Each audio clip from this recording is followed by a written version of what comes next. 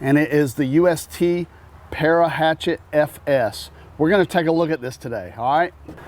All right, so I haven't even opened it yet. It is available on Amazon. When I saw it, I just kind of liked the way it looks. It is a little hatchet, and it comes with a paracord handle, and also comes with an included fire starter. I thought that was pretty cool.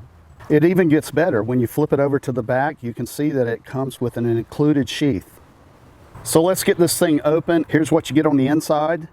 Now I know there may be some of you wondering if this would be appropriate for a backpack, so let's go ahead and weigh all of this. I'm curious myself. With the sheath, you're looking at 11.2 ounces. Let's give it a little bit of a closer look. You've got your hex wrenches built in.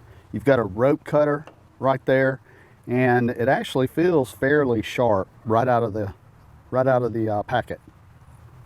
You've got your paracord handle. You've got a hole down here in the bottom drilled out if you want to attach a lanyard.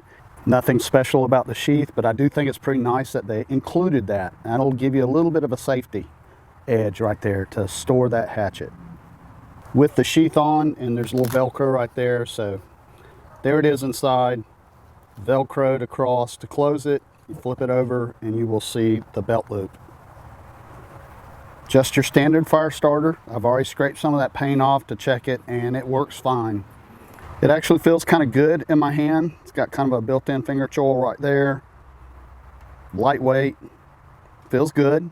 You know, is it sharp? Yes, it is sharp. It is cutting the hair on my arm. So right out of the package, look at that. Man, that thing's pretty dadgum.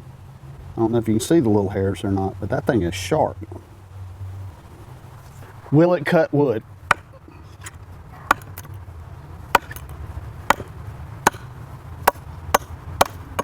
Yep, it cuts wood.